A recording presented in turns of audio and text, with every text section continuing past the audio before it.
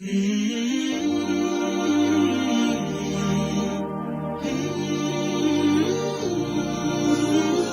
عليكم ورحمة الله وبركاته يا أبناء الطلاب. لعلكم بخير النهاردة. عاملين إيه؟ كويسين؟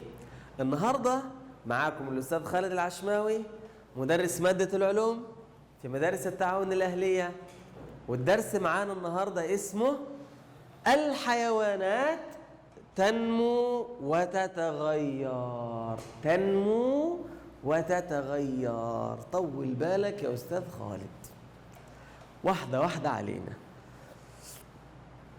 واحدة واحدة علينا.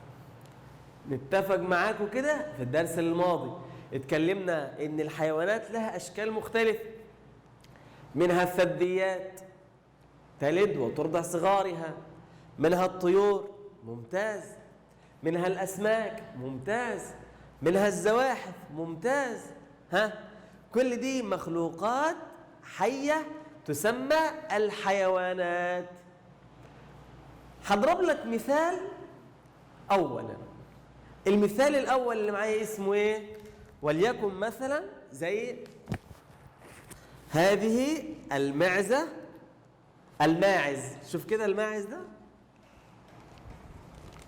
شوف كده معايا، 1 2 بدأت تكبر تكبر تكبر تكبر لحد ما خلفت معزة جديدة، صح كده؟ بنتها اهي. الله، قصدك ايه يا استاذ خالد؟ عايزك واحدة واحدة تفتكر الكلام بتاع الدرس الماضي. الماعز هذا من أي مجموعة؟ أيوة، الماعز يلد ويرضع صغار، تمام، اسمها الثدييات. الثدييات دي ايه اللي فيها؟ أول كلمة معايا النهاردة اسمها دورة الحياة. دورة الحياة ديت بتبين وتوضح مراحل نمو المخلوق الحي. أضرب لك مثال. أنت لو ليك أخ نونو صغير لسه مثلا عنده سنة، شوية كده ما شاء الله ويبدأ يزحف، ثم شوية كده ويبدأ يمشي، ثم شوية كده ويبدأ يجري، ثم ينمو ثم ينمو ثم ينمو حتى يكبر، صح كده؟ دي اسمها كلمة دورة الحياة. مجموعة بتبين كيف ان المخلوق بيكون صغير ثم يكبر. طيب اضرب لي مثال آخر يا أستاذ. زي الكتكوت أو الدجاجة. الدجاجة ولدت بيضة. البيضة ديت أنتجت وأفقست عن كتكوت صغير. الكتكوت بدأ ينمو ينمو ينمو لحد ما بقى دجاجة أخرى كبيرة. الدجاجة تنمو. ثم توضح هذه الكلمة اللي هي دورة الحياة إن المخلوقات دي إيش بيصير فيها؟ إن هي بتنمو من الصغر وتتغير، لا تظل على صورة واحدة، لا تظل على صورة واحدة. مثلا مثل دورة حياة مثل الماعز، أو مثل الدجاجة.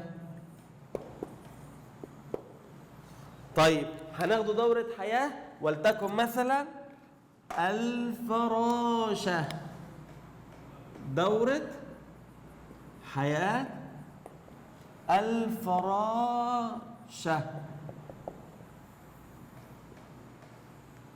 دورة حياة الفراشة. دورة حياة الفراشة بتمر ب4 مراحل. المرحلة الأولى بيضة،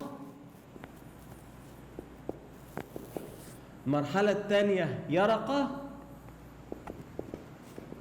المرحلة الثالثة العذراء،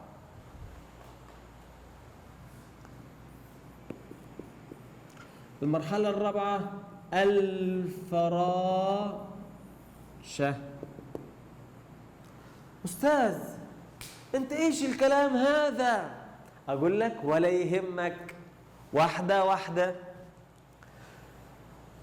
بتكلم على دورة حياة الفراشة. الفراشة ديت اللي أنا وأنت بنشوفها بتمر بدورة حياة، بتمر بمراحل مختلفة. أول مرحلة بيضة، شوف كده الكاميرا معايا، بيضة، ثم يرقة.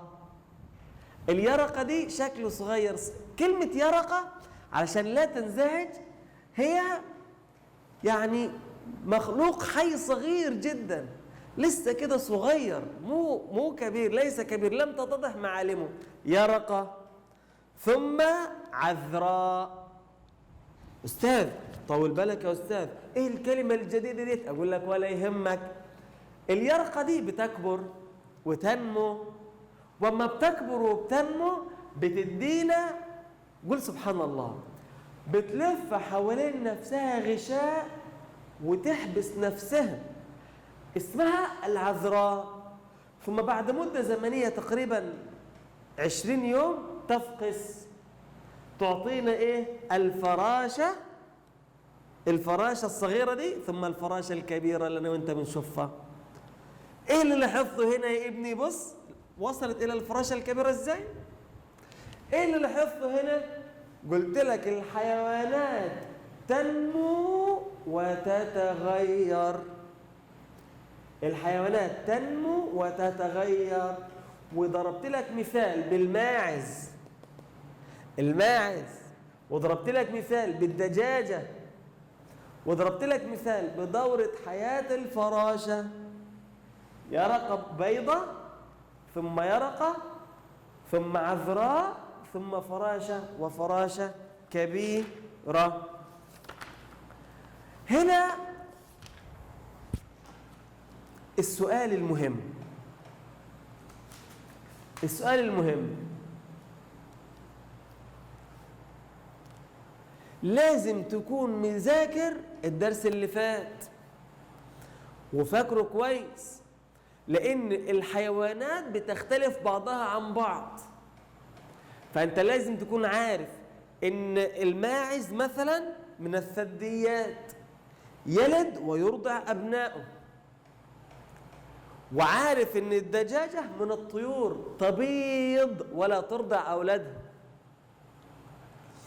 وبعد كده المخلوق زي الفراشة ده كان بيضة، ثم يرقة صغيرة، ثم عذراء، ثم فراشة، ثم فراشة كبيرة.